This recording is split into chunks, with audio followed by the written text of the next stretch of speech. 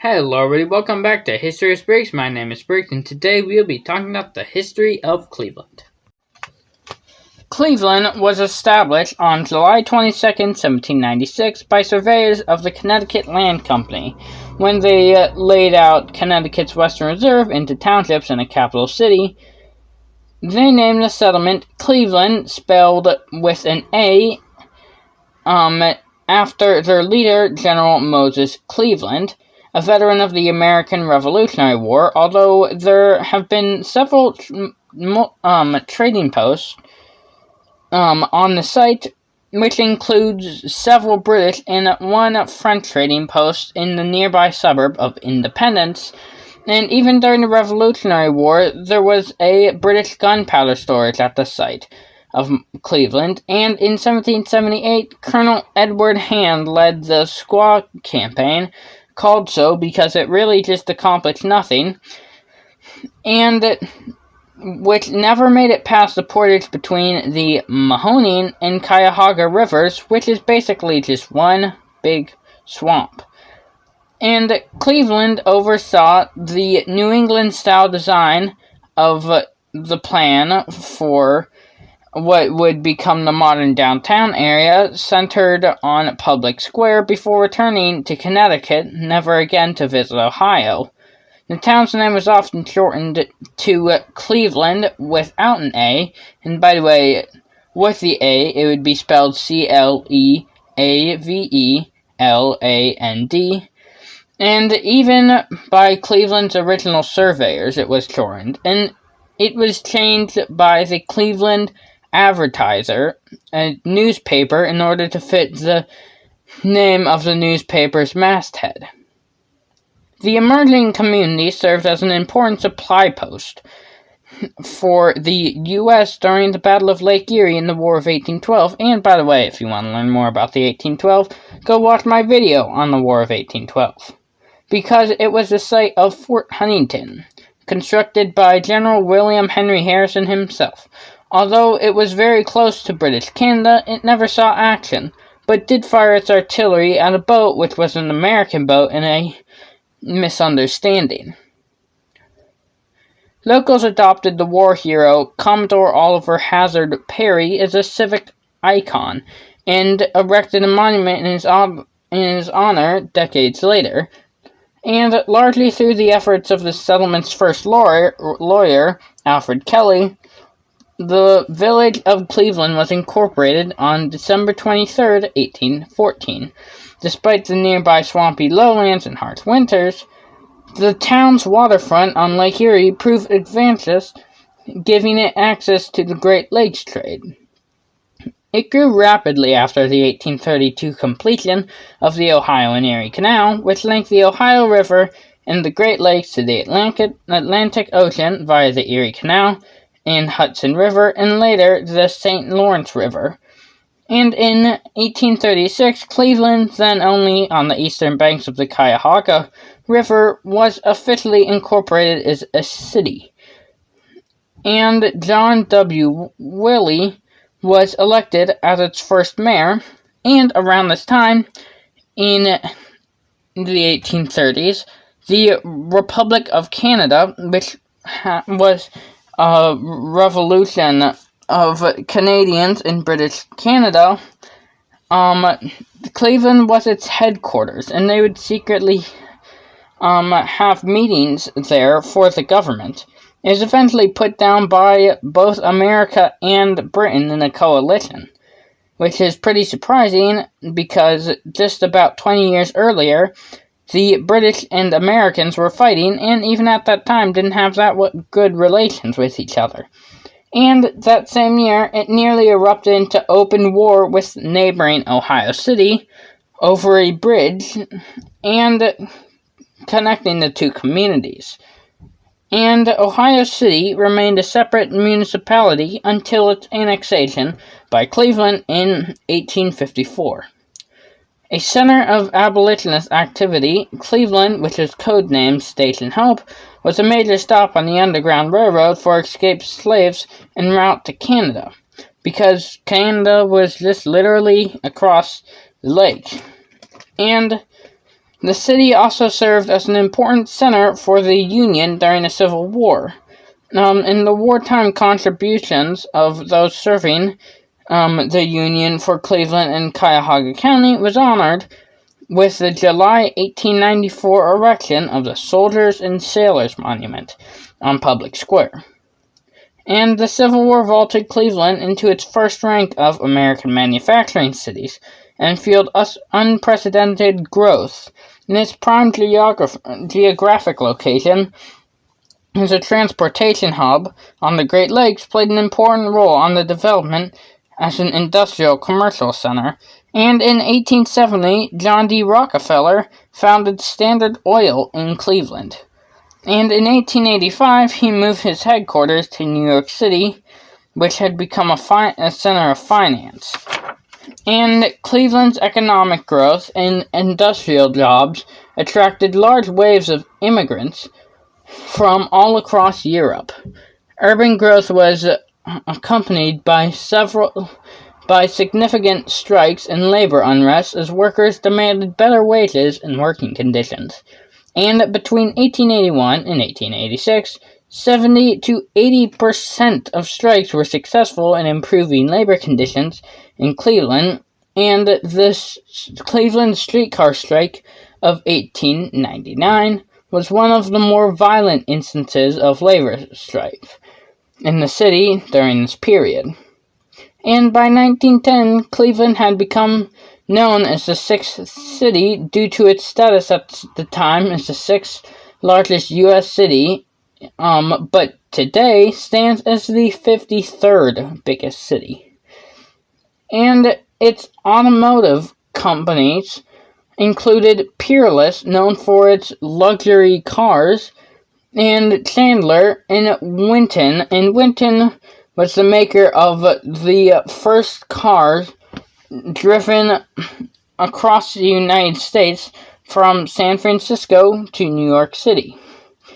And other manufacturing industries in Cleveland include steam cars produced by White, which President William Howard Taft praised for how the steam kept photographers away, and electric cars produced by Baker. And as you can see, although Detroit was mainly focused on the automotive industry, and Akron, the rubber industry, Pittsburgh and Youngstown, the steel industry, really Cleveland was them all. It had automotive, rubber, and steel, and many others all across.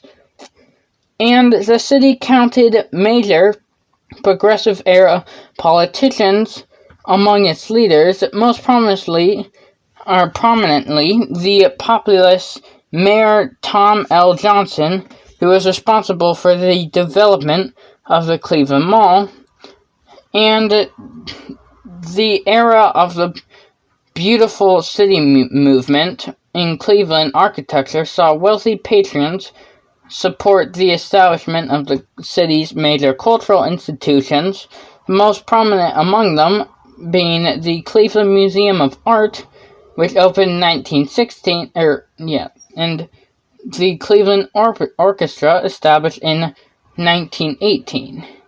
And in 1916, on July 24th, inventor Garrett Morgan and his brother Frank were sleeping when a messenger came and woke them up, saying that a waterworks tunnel in Cleveland had exploded, and they needed Garrett's smoke hood, which he invented, and drove over to the waterworks, and everyone was a bit skeptical of whether it worked, so both Garrett and Frank Morgan went, and they were still in their pajamas, went into the tunnel and saved several men.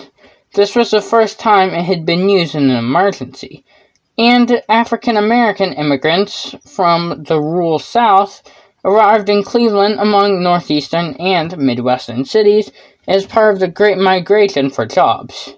And by 1920, the year which the Cleveland Indians won their first World Series, Cleveland had grown into the densely populated metropolis of 796,841, making it the fifth largest city in the nation, with a foreign-born population of 30%.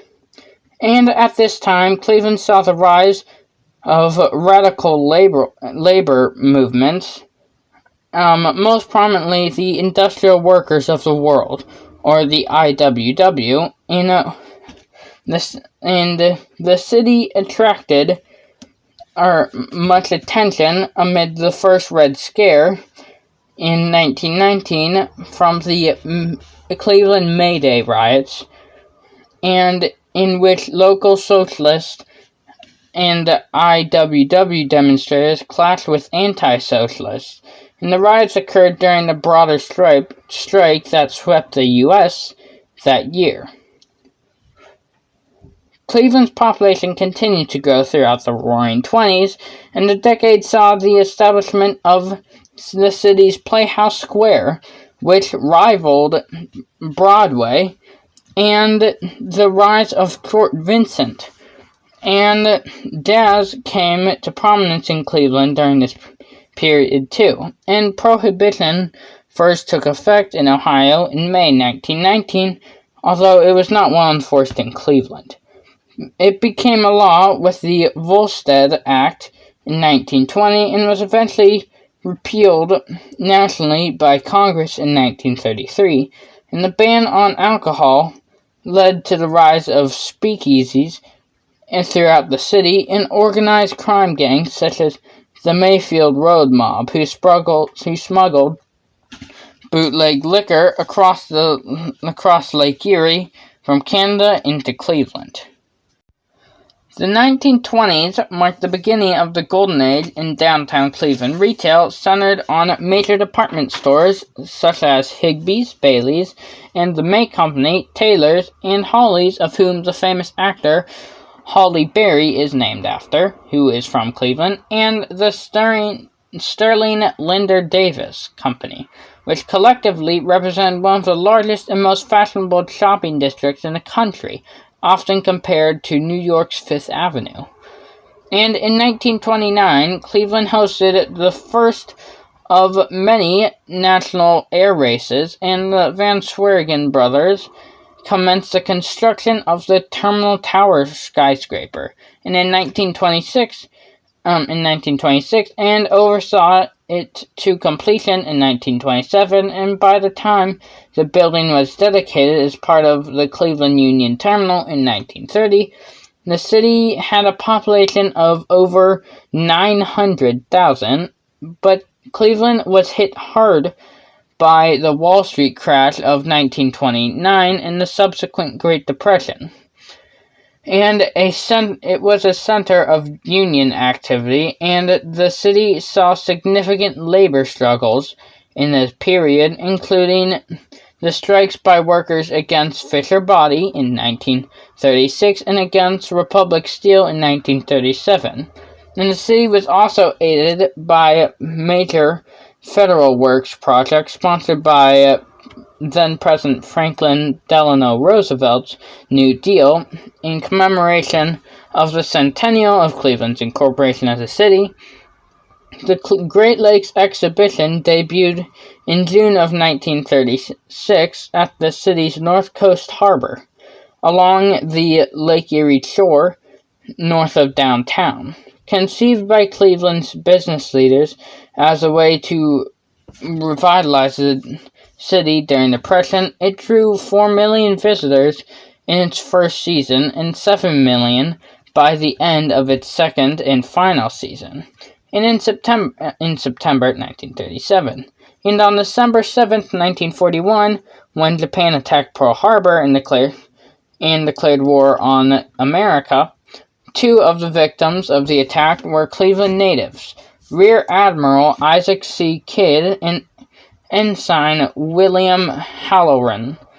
The attack signaled America's entry into World War II, and the major hub of the arsenal of democracy, Cleveland, under Mayor Frank Lotsch, contributed massively to the U.S. war effort as the 5th largest manufacturing center in the nation.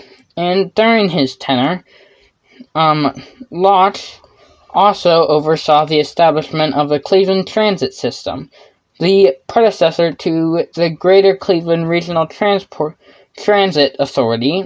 And after the war, Cleveland initially experienced economic boom, and the businesses declared the city to be the best location in the nation.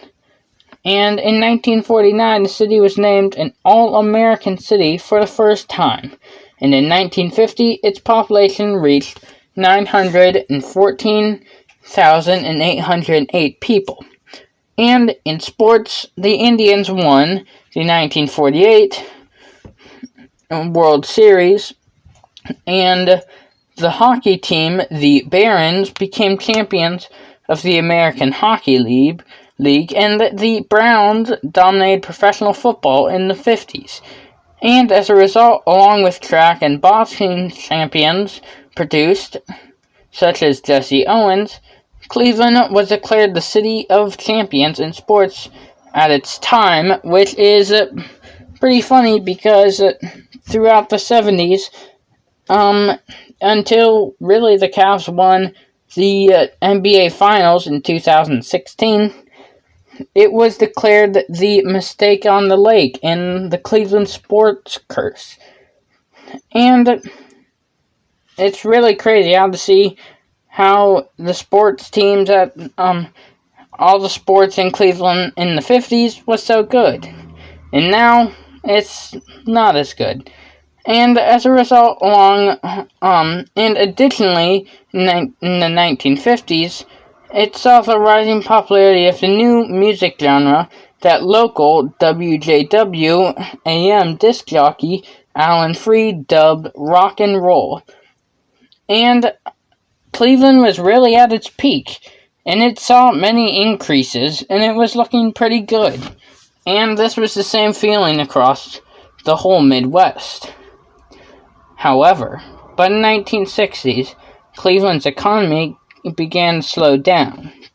Residents increasingly sought new housing in the suburbs, reflecting the national trends of suburban growth following the federally subsidized highways, industrial restructuring, particularly in the steel and automotive industries, resulted in the loss of numerous jobs in Cleveland and the region, and the city suffered economically, and the burning of the Cuyahoga River in June 1969 brought national attention to the issue of industrial pollution in Cleveland.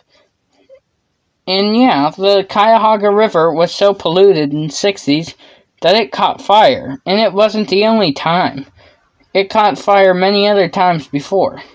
And the Huff Riots erupted from July 18th to July 24th in 1966, and the Glenville Shootout took place on July 23rd, 1968, during the 1970s.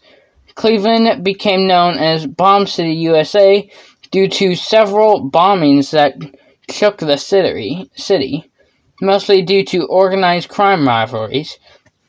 And there are many such victims, and especially, although I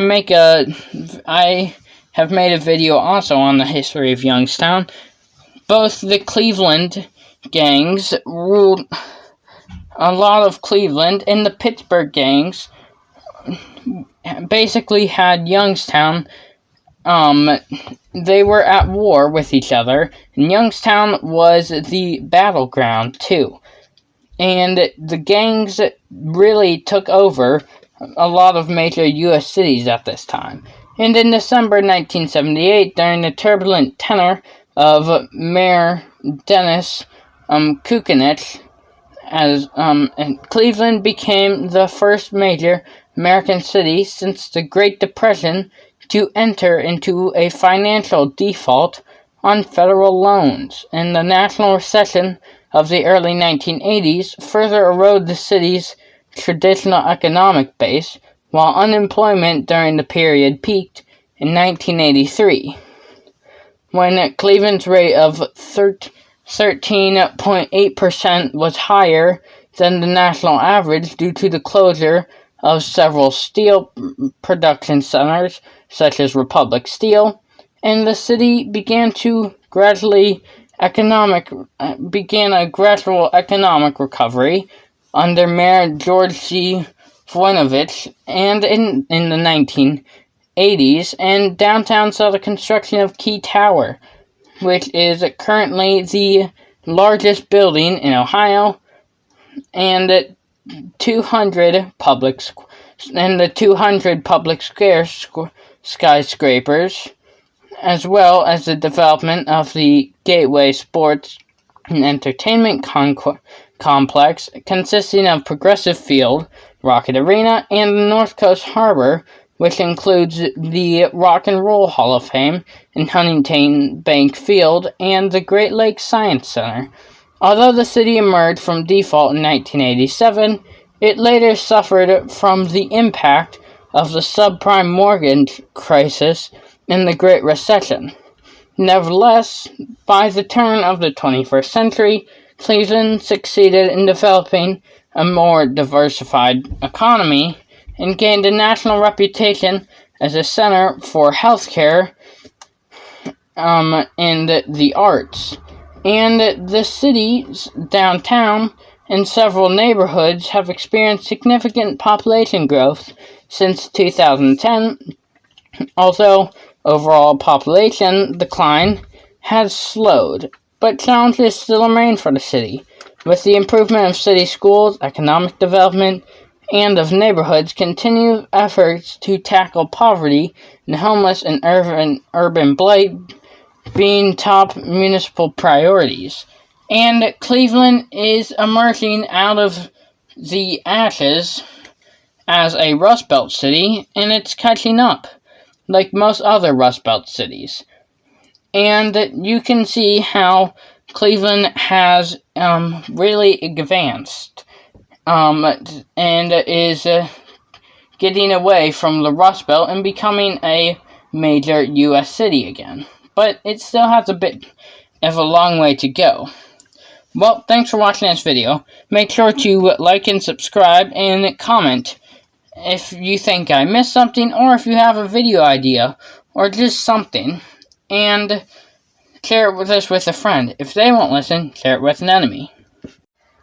And with that being said, Spriggs out.